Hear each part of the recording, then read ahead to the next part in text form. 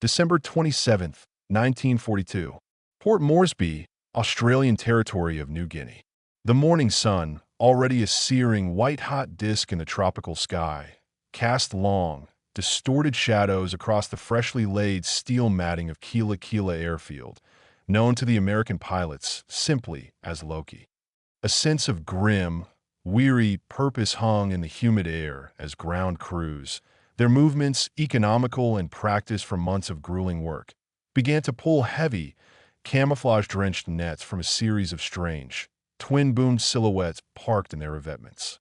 12 Lockheed P-38F Lightnings, belonging to the 39th Fighter Squadron of the 35th Fighter Group, sat fueled, armed, and ready, their distinctive and futuristic twin tails gleaming in the harsh, equatorial dawn. Suddenly, the quiet of the morning was shattered by the frantic ringing of a field telephone in the operations tent. The intelligence report, relayed from a network of courageous and almost impossibly isolated Australian coast watchers hidden deep within Japanese-held territory, was urgent and unambiguous. Major Japanese air raid developing. Multiple formations approaching Buna. Estimated 40-plus aircraft. Heavy fighter escort confirmed.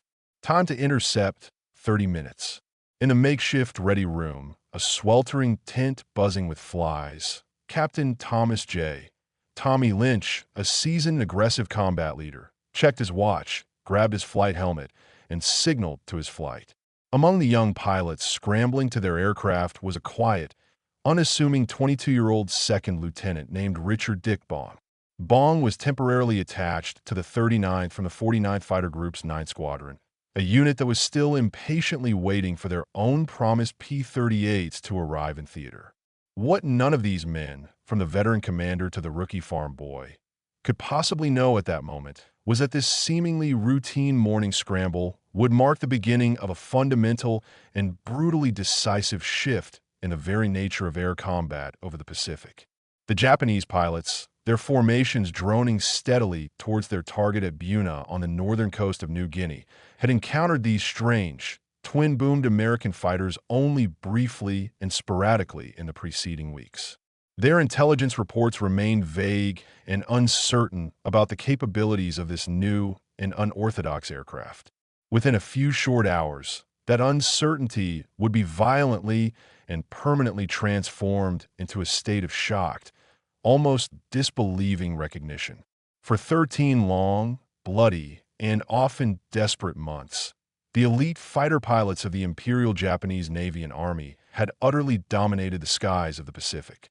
Their primary weapon, the Mitsubishi A6M0, was a legend, an aircraft whose almost supernatural maneuverability had become the recurring nightmare of every Allied pilot. Its statistics were burned into the memory of every American who had faced it. A turning radius of less than 950 feet, a phenomenal rate of climb that could carry it to 6,000 feet in just over 7 minutes, and a respectable maximum speed of 331 miles per hour. These seemingly dry numbers had translated into a string of overwhelming and humiliating victories, from the skies over China to the early, disastrous campaigns in the Philippines and the Dutch East Indies. American pilots, flying their outmatched Bell P-39 Airacobras and Curtiss P-40 Warhawks, had been forced to learn a brutal and unforgiving lesson, a lesson written in the blood and fire of countless defeats. To engage a zero in a slow-speed, horizontal turning fight was to commit an act of almost certain suicide. But the Lockheed P-38 Lightning was something entirely new, the physical embodiment of a revolutionary and brutally pragmatic philosophy of air combat. It was a heavyweight champion in a world of nimble middleweights. It was powered by twin Allison V1710 liquid-cooled engines, each producing a thunderous 1,150 horsepower. Crucially, these engines were equipped with advanced turbo superchargers, a technology that allowed them to maintain their power at the extreme, frigid altitudes where other fighters gasped for breath and their performance plummeted. The P-38's performance figures were, for the time, staggering.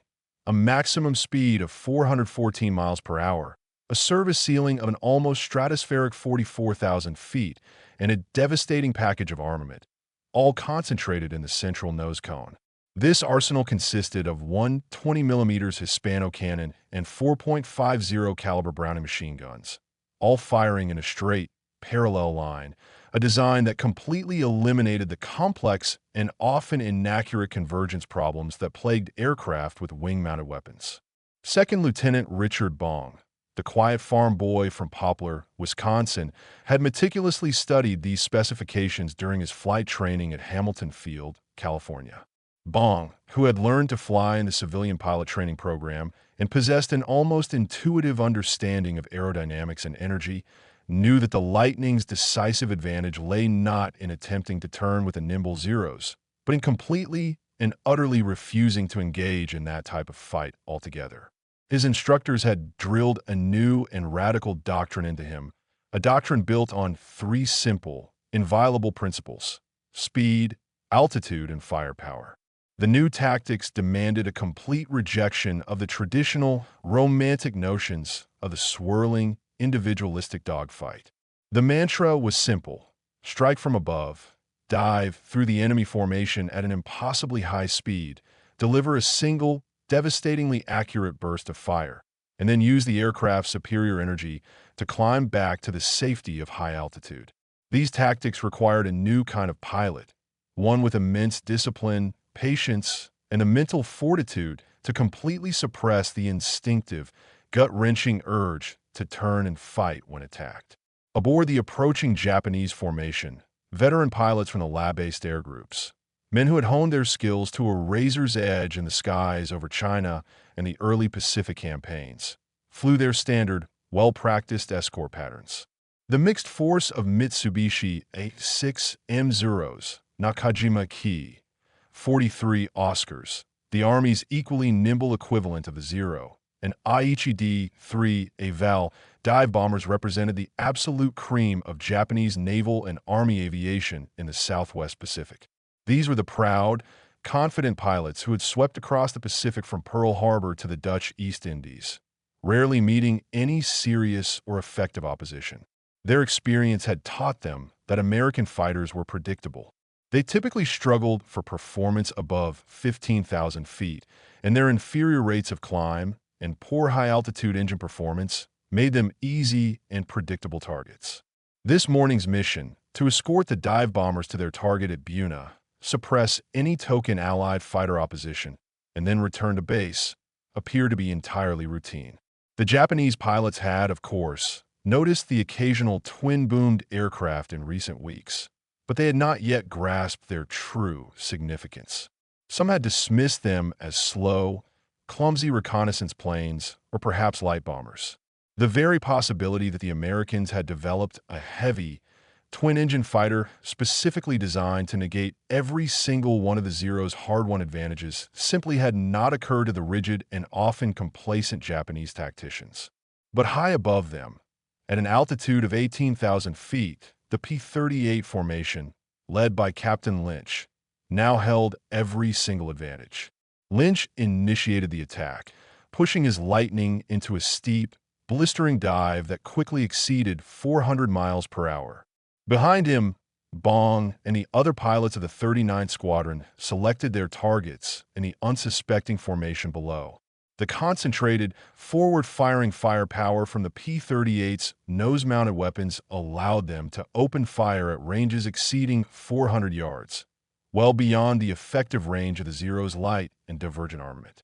Captain Lynch's first burst, a torrent of 20mm cannon shells and .50 caliber bullets, struck an Oscar in the fuselage. The Japanese fighter, built with no armor and a lightweight structure, simply disintegrated under the overwhelming impact, its wreckage tumbling out of the sky in a shower of flaming debris. As Lynch used his immense speed to execute a zoom climb, converting his kinetic energy back into precious altitude, the startled Zero pilots attempted to follow, but they immediately found their own aircraft shuddering violently as they approached 400 miles per hour in the dive. Warning bells and horns, triggered by excessive airspeed, sounded in their cockpits as they neared the absolute structural limits of their fragile airframes. Lieutenant Bong, seeing a Zero attempting to get on Captain Lynch's tail, calmly rolled his P-38 into a perfectly calculated deflection shot. His very first combat burst found its mark, the stream of bullets tearing into the Zero's engine and cockpit. The Japanese fighter spun earthward, trailing a long plume of black smoke and flames. As he pulled up from his own attack, 3 more Zeros converged on his position. Bong, refusing the temptation to turn and fight, simply pushed his throttles to their forward stops and dove away, accelerating to over 450 miles per hour. The Japanese pilots, their engines screaming at their maximum RPM, could only watch in stunned disbelief as the strange, twin-boomed fighter simply walked away from them, disappearing into the distance, completely and utterly untouchable. Pulling out of his dive just above the jungle canopy, his adrenaline surging, Bong spotted a lone Val dive bomber recovering from its attack run on the Allied positions at Buna. A short, economical burst from a range of just 100 yards sent the Val crashing into the dense jungle in a massive ball of flame. These were Richard Bong's first 2 confirmed aerial victories, the beginning of what would become the highest-scoring American ace career of the entire war. The entire brutal engagement had lasted less than 10 minutes. In that brief span, the 39 Fighter Squadron claimed a total of 12 Japanese aircraft destroyed, including the 2 by Bong and others by Lynch and 2nd Lieutenant Carl G. Plank Jr., not a single P-38 was lost in the engagement. The Japanese after-action reports from this and other early encounters with the P-38 expressed a deep sense of confusion and alarm. Their veteran pilots, men who had considered themselves invincible, described facing an American aircraft that possessed almost impossible speed and a phenomenal climbing ability, an aircraft that could engage them from well beyond their own normal combat range and then disengage at will. The comfortable, familiar world of horizontal, turning combat, the arena where the Japanese pilots had always excelled, had suddenly and violently been replaced by a new, terrifying vertical battlefield, a 3-dimensional arena where raw speed and the potential energy of altitude were the sole determinants of survival. This tactical transformation sent profound shockwaves through the Japanese Naval Aviation Headquarters at Rabaul. Their intelligence officers scrambled to reassess the P-38's capabilities. The aircraft's unusual twin-engine configuration had initially led them to miscategorize it as a heavy, clumsy bomber-destroyer, a type of aircraft that was considered to be completely unsuitable for agile air-to-air combat against their own lightweight fighters. They had simply not anticipated that American engineers, driven by a different set of tactical requirements, had created something entirely new, a revolutionary type of fighter that achieved its superiority not through horizontal agility, but through the complete and utter mastery of vertical maneuvering. The technical revolution represented by the P-38 became increasingly and painfully clear to the Japanese through a series of subsequent, one-sided encounters.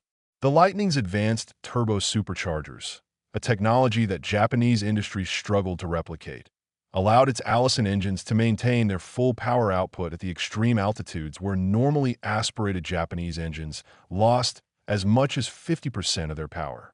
Its incredible diving speed, a product of its weight and clean aerodynamics, approached the sound barrier, allowing it to accelerate far faster than any Japanese aircraft could possibly follow without risking catastrophic structural failure. And its remarkable ability to convert this speed back into altitude in a zoom climb meant that P-38 pilots could regain their commanding perch, their altitude insurance, high above the enemy formations within mere seconds of completing an attack.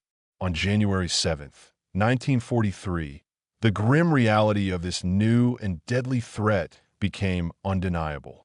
A force of 9 P-38s, escorting a formation of B-25 bombers over the Japanese stronghold of La, encountered approximately 20 Japanese fighters.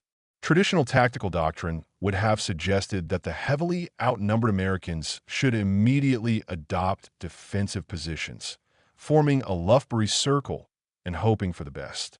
Instead, The P-38s, adhering to their new and radical doctrine, simply climbed to an altitude of 25,000 feet and then initiated a series of devastating, coordinated diving attacks from a position of absolute advantage, a position that the struggling Japanese fighters simply could not reach. Lieutenant Richard Bong, now flying regularly with the 39th Squadron while still awaiting his own unit's P-38s, once again demonstrated the Lightning's lethal efficiency. Diving from his high-altitude perch, he destroyed a key 43 Oscar with a single, perfectly aimed deflection shot from a range of 300 yards.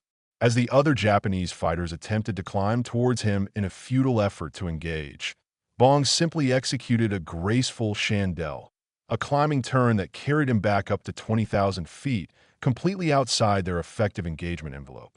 From this safe and commanding position, he calmly selected another target in the chaotic swirl below and repeated the process. The brutal geometry of this new, vertical form of combat was something that the Japanese pilots had never before encountered, and they had no effective answer for it. While a Zero could still outturn any American fighter in a slow-speed knife fight, it could not possibly match the P-38's sheer speed in a dive without its wings literally tearing off. It could not follow the Lightning's incredible zoom climb without stalling and becoming a helpless, vulnerable target. And it could not possibly catch a P-38 that simply chose to disengage, its pilot pushing the throttles forward and easily accelerating away.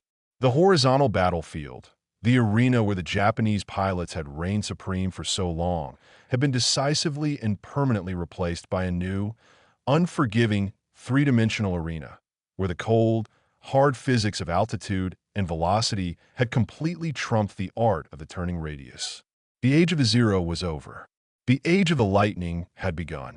The veteran Japanese pilots, men who had honed their skills to a razor's edge and considered themselves the undisputed masters of aerial combat, struggled profoundly to adapt to this new and terrifying reality.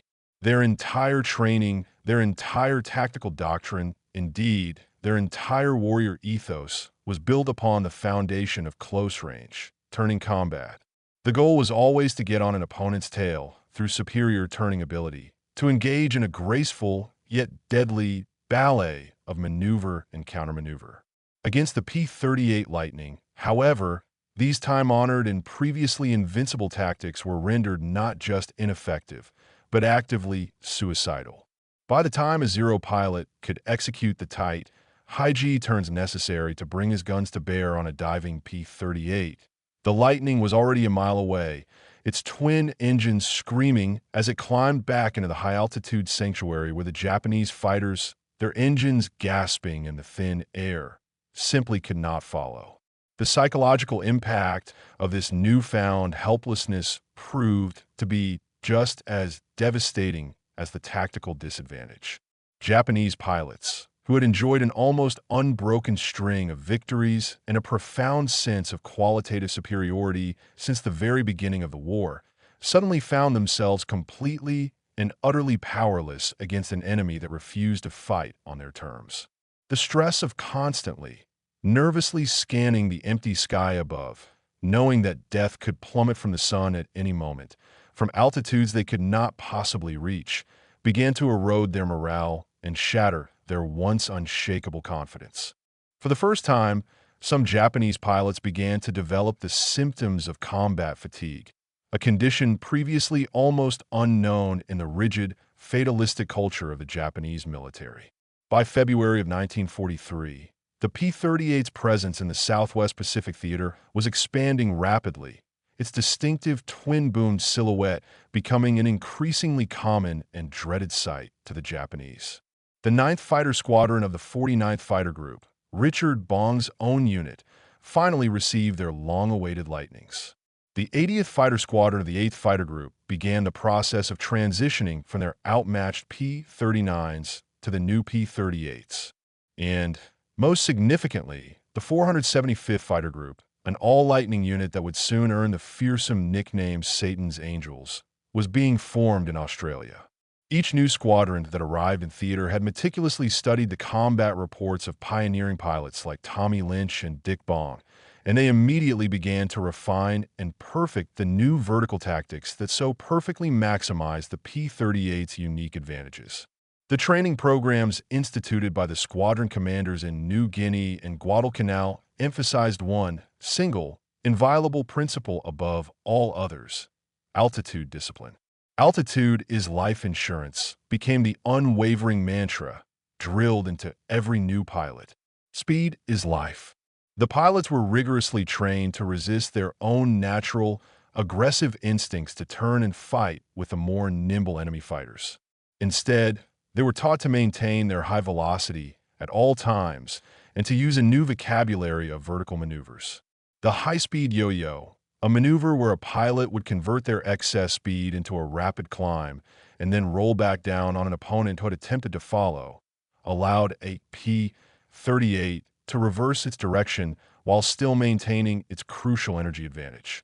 The barrel roll attack, a spiraling, corkscrew-like maneuver, used the Lightning's surprisingly good roll rate to keep its powerful nose-mounted guns on a target during a high-speed pass, all while preserving precious momentum. The Japanese attempts to develop effective countertactics to the P-38 proved to be largely ineffective and, at times, desperate. The new Kawasaki Ki-61 Tony, with its license-built German Daimler-Benz liquid-cooled engine and heavier armament, was designed specifically to engage high-altitude American bombers and was a much tougher opponent than the Zero.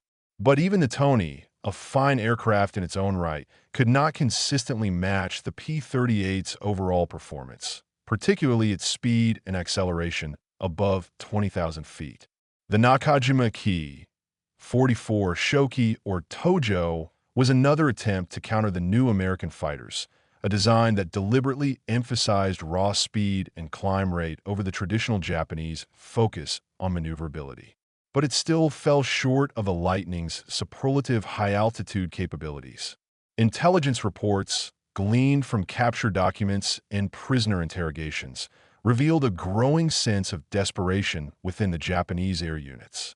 Their pilots were now being explicitly instructed to avoid combat with P-38s unless they possessed an overwhelming numerical superiority and a clear positional advantage. Even then, engagement was to be discouraged above 15,000 feet, the altitude at which the Lightning's performance advantage became truly insurmountable. Some Japanese units attempted to set elaborate traps, try to lure the P-38s down into low-altitude turning fights where their own Zeros and Oscars would have the advantage. But the American pilots, having learned their lessons in the bloody skies of 1942, had now learned the critical importance of tactical discipline, and they simply refused to engage on unfavorable terms, using their superior speed to walk away from fights they knew they could not win. The inexorable dynamics of industrial production relentlessly compounded Japan's tactical disadvantage. Lockheed's massive production line in Burbank, California, a marvel of industrial efficiency, was achieving remarkable output. By March of 1943, the factory was producing over 10 P-38s every single day. Each of these complex aircraft required approximately 37,000 man-hours to construct. But America's seemingly limitless industrial capacity made this immense investment not only sustainable, but capable of constant acceleration. In stark contrast, Japanese aircraft production, severely constrained by crippling material shortages and the beginnings of the American strategic bombing campaign, struggled just to replace its combat losses. The ever-widening disparities in pilot training further tipped the scales.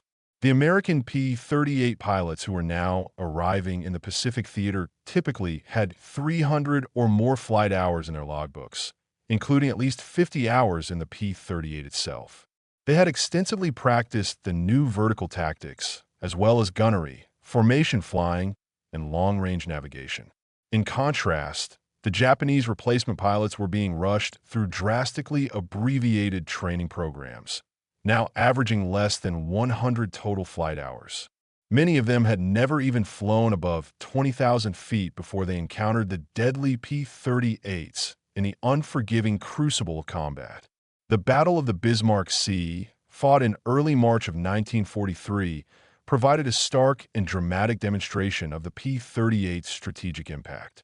A large Japanese convoy, carrying vital reinforcements for their beleaguered forces in New Guinea, was spotted by Allied reconnaissance. When the Allied bombers arrived to attack the convoy, the Lightnings flew top cover, circling high above the main engagement. When the escorting Japanese Zeros rose to intercept the bombers, the P-38s executed their now perfected vertical tactics, diving down and systematically destroying the Japanese fighters while preventing them from mounting any effective defense of the convoy below. The result was a devastating and decisive victory. All 8 of the Japanese transport ships and 4 of their escorting destroyers were sunk, dealing a crushing and irreversible blow to the Japanese reinforcement efforts in New Guinea. Among the growing cadre of P-38 pilots who were establishing a new and complete dominance over the skies of the Solomons and New Guinea, several names were already becoming legendary. Captain Thomas Lynch of the 39 Fighter Squadron had refined the art of vertical tactics to a near-perfect science, eventually scoring 20 confirmed victories before his tragic death in combat in March of 1944.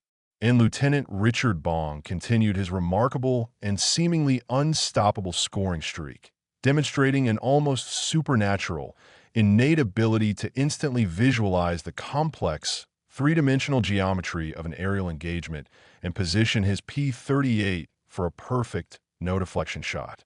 In August of 1943, a new and fiercely competitive name entered the growing roster of Lightning Aces. Lieutenant Thomas B. Tommy McGuire, a brash and incredibly aggressive pilot assigned to the newly formed 475th Fighter Group's 431st Fighter Squadron, scored his first victories on August 18th over the Japanese stronghold of Wewak. Flying top cover for a bomber formation, McGuire's flight encountered approximately 20 Japanese fighters. In his very first combat engagement, McGuire shot down 2 Key 43 Oscars and 1 Key 61 Tony, becoming an ace in just 2 days after adding 2 more victories on August 21st. McGuire's personal combat philosophy emphasized extremely aggressive vertical tactics and a fanatical devotion to precise gunnery. He would eventually write a detailed manual titled Combat Tactics in the Southwest Pacific Area, which became required reading for every new fighter pilot arriving in the 5th Air Force.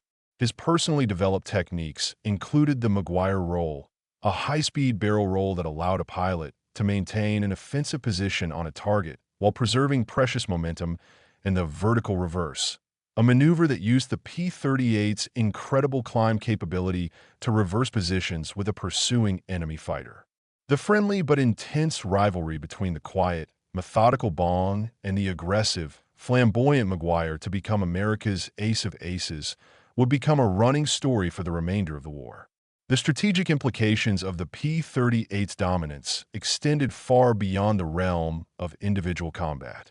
The Lightning's incredible range, exceeding 1,000 miles with its drop tanks, allowed American strategic planners to strike at Japanese bases that had previously been considered completely secure, far beyond the reach of any Allied fighter. Long-range fighter sweeps, consisting entirely of P-38s, could now reach the formidable Japanese fortress of Rabaul all the way from their bases in New Guinea, achieving a localized air superiority before the slower, more vulnerable bombers even arrived. The ability to escort the heavy and medium bombers throughout their entire mission profile, from takeoff to target and back again, completely eliminated the dangerous vulnerability windows that the Japanese interceptors had previously exploited with such deadly effect. The P-38 had, in effect, extended America's air power umbrella by hundreds of miles, fundamentally changing the strategic map of the entire Southwest Pacific. On April 18, 1943, the P-38 Lightning's unique and unparalleled combination of capabilities enabled one of the most significant and audacious missions of the entire war. American codebreakers, in a stunning intelligence coup, had intercepted and decrypted the detailed travel itinerary of Admiral Isoroku Yamamoto, the brilliant and revered commander of the Japanese combined fleet. The mission to intercept and assassinate him would require an almost impossibly long 435-mile overwater flight from Guadalcanal, navigating with pinpoint precision without the aid of any landmarks, and arriving at the intercept point with an exactness of timing measured in mere seconds. The Lockheed P-38 Lightning was the only aircraft in the entire Allied arsenal that possessed the extreme range, the high speed, and the navigational stability required for such a daring and high-stakes mission. Major John W. Mitchell of the 339th Fighter Squadron, 347 Fighter Group, led a hand-picked force of 16 Lightnings on what would become the longest fighter intercept mission of the war. Flying at the terrifyingly low altitude of 50 feet above the waves to remain below the curve of the Earth and the searching beams of Japanese radar, and maintaining absolute radio silence throughout the grueling journey, the P-38s navigated entirely by dead reckoning for over 2 agonizing hours. Mitchell's navigation proved to be nothing short of perfect. At 9:34, exactly as planned, Admiral Yamamoto's 2 Mitsubishi G-4M Betty bombers appeared on the horizon, accompanied by their 6 escorting Zero fighters. Captain Thomas Lanford Jr. and Lieutenant Rex T. Barber, leading the designated killer flight, rolled into their attack as the top-cover P-38s engaged the escorts. It was Barber whose concentrated, devastating fire found its mark, sending the Admiral's bomber crashing into the dense jungle below, killing Japan's most brilliant and irreplaceable naval strategist, and dealing a devastating, almost mortal blow to Japanese morale. The psychological impact of this single act rippled through the entire Japanese military leadership. If the Americans could reach out across hundreds of miles of supposedly secure ocean with such surgical and deadly precision, then no one, no matter how important, was safe. The myth of Japanese invincibility, already severely damaged by the defeats at Midway and Guadalcanal, had suffered another crushing and undeniable blow. The P-38 had demonstrated not just a tactical superiority in combat, but a strategic reach that the Japanese planners had simply not anticipated was possible. Following the shocking death of Yamamoto, Japanese fighter tactics underwent a desperate and almost complete revision. Their pilots were now explicitly instructed to attack P-38s only when possessing a clear altitude advantage, a numerical superiority of at least 3-1, and the element of complete surprise. Even then, the engagement was to be brief, with an immediate disengagement if the initial attack failed. These new, cautious, and defensive tactics represented a complete and humiliating reversal from the aggressive, almost arrogant, offensive spirit that had so characterized the Japanese fighter doctrine at the beginning of the war. The introduction of new and improved Japanese aircraft also failed to restore the balance of power. The Kawasaki Ki-84 Frank, which began appearing in late 1943, was a superb aircraft that could match the P-38 speed at medium altitudes, but it still could not effectively compete in the thin, cold air above 25,000 feet. The Mitsubishi J-2M Raiden, another new design, was specifically built to emphasize climb rate and high-altitude performance, but it did so at the cost of range and maneuverability. And critically, neither of these new aircraft ever appeared in sufficient numbers to seriously challenge the ever-growing tide of American air superiority. By November of 1943, the transformation of the air war in the Southwest Pacific was complete. Large-scale, daylight offensive operations by the Japanese over the Solomon Islands and New Guinea had virtually ceased. Their naval vessels now moved only under the protective cover of darkness. The vital supply runs to their beleaguered forward bases were now conducted by submarines and fast destroyers in desperate, high-speed nighttime dashes known as the Tokyo Express. The once proud and seemingly invincible Japanese Naval Air Force, the force that had swept with such devastating effect across the entire Pacific in 1941 and 1942, had been reduced to a furtive, defensive, and almost exclusively a nocturnal force. The statistics from this period told a stark and unforgiving story. In the years since significant P-38 operations had begun, the Japanese fighter units in the Solomons and New Guinea had suffered catastrophic and unsustainable losses. The elite 251st Air Group, for example, which began 1943 with 80 highly experienced pilots, had only 10 of its original members still surviving by the end of the year. The 204th Air Group lost a staggering 70% of its pilots in just 6 months. And the 582nd Air Group was withdrawn from combat entirely after losing 80% of its aircraft in just 4 months of operations against the P-38 equipped American units. American losses, while not insignificant, were entirely sustainable. The P-38 squadrons in the theater were typically achieving kill ratios of 5-to-1 or better against their Japanese adversaries. More importantly, American pilots who survived being shot down were often rescued by the highly effective and ever-present air-sea rescue services and were able to return to combat. In tragic contrast, Japanese pilots who went down over the water almost invariably drowned. American aircraft that were damaged in combat were, in most cases, repaired by well-equipped maintenance crews and quickly returned to service. Japanese aircraft with similar levels of damage were often abandoned or cannibalized for spare parts due to a complete lack of a functioning logistical system. The industrial disparity between the two nations continued to widen into an unbridgeable chasm. By December of 1943, Lockheed had delivered over 2,000 P-38s to combat theaters worldwide, and the monthly production rate was exceeding 400 aircraft. In contrast, Japan's total production of all of its fighter types barely reached 500 per month, and many of these were of inferior quality and were being retained in the home islands for a final, desperate defense against the anticipated American invasion. The cold, brutal arithmetic of a war of attrition had become inexorable. The human dimension of this technological and industrial transformation cannot be overlooked. The Japanese pilots, who had entered the war as elite, confident warriors, secure in their own superiority, now found themselves completely and utterly helpless against an enemy they could not reach, could not turn with, and could not catch. Letters and diaries, captured after island battles, revealed a deep and pervasive sense of demoralization. Some pilots wrote of recurring nightmares, of being stalked by the twin-boomed shadows that dove from the sun. Others openly requested transfers to ground units, rather than face the P-38s again. The American pilots, conversely, flew with a growing and almost unshakable confidence. The P-38, they knew, gave them every conceivable advantage: speed, altitude, firepower, and range. They could choose when and how to engage, always maintaining the tactical initiative. This profound psychological edge proved to be just as valuable as the technological superiority of their aircraft. Confident pilots flew more aggressively. They took calculated risks that often paid off, and they achieved consistently better results. Richard Bong came to exemplify this new American confidence.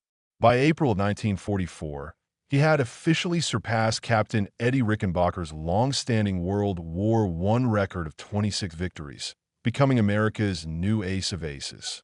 His personal combat technique had evolved to a state of near perfection. Bong would typically climb to an altitude of 30,000 feet, far beyond the reach of any Japanese fighter, and then calmly and patiently select his targets in the formations below. His attacks were swift, precise, and invariably lethal. He averaged less than 100 rounds of ammunition fired per victory, a testament to his remarkable and almost uncanny gunnery skill.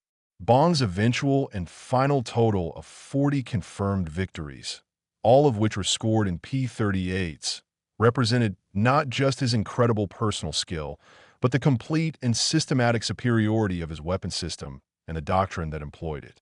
Thomas Maguire, Bong's great rival, pushed the P-38's capabilities even further. His manual on combat tactics became the official doctrine throughout the entire Pacific theater. Maguire emphasized the critical importance of mutual support, with P P-38 elements working in perfectly coordinated vertical scissors maneuvers that would trap the more nimble Japanese fighters between multiple attacking lightnings. His own eventual score of 38 victories, achieved between August 1943 and his tragic death in January 1945, was a testament to the lethal efficiency of these properly executed tactics. The technological evolution of the P-38 itself continued unabated throughout the campaign. The G model introduced improved turbo superchargers that maintained their power above 30,000 feet. The H model featured upgraded Allison engines producing 1,425 horsepower each.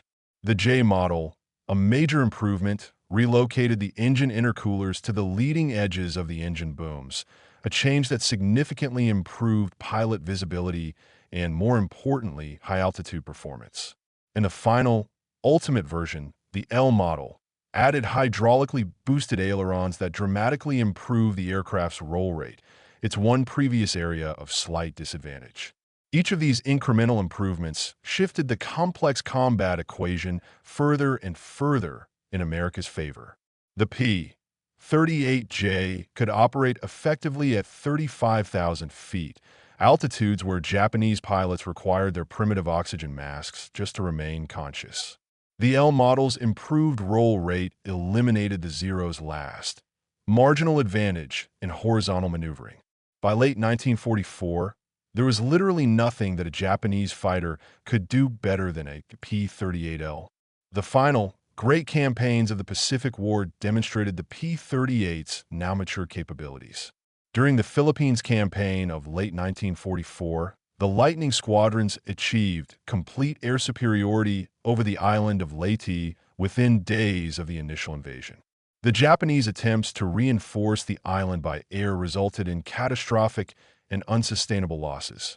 In one particularly one-sided engagement on November 2, 1944, P-38s of the 49th Fighter Group destroyed 26 Japanese aircraft without a single loss to their own number. Such lopsided victories had, by this point in the war, become almost routine. The strategic bombing campaign against Japanese bases throughout the Southwest Pacific was almost entirely enabled by the long-range P-38 escort. B-24 Liberators could now reach targets throughout the region, from the Philippines to the Dutch East Indies, secure in the knowledge that the Lightning escorts would protect them from interception. And the unarmed reconnaissance variant of the P-38, designated the F-5, provided the crucial day-to-day intelligence that drove the entire campaign, flying at extreme altitudes and speeds that made them nearly impossible to intercept. By early 1945, Japanese air power in the entire Southwest Pacific had, for all practical and strategic purposes, ceased to exist. The P-38 had achieved not just air superiority, but a complete and total air supremacy. The human cost differential from this campaign was staggering. Between December of 1942 and January of 1945, the P-38 units in the Southwest Pacific claimed over 1,500 Japanese aircraft destroyed in verified aerial combat. American P-38 losses to enemy action in that same period totaled fewer than 200 aircraft. The kill ratio exceeded an unprecedented 7-to-1. Beyond the stark statistics, the P-38's impact was truly transformational.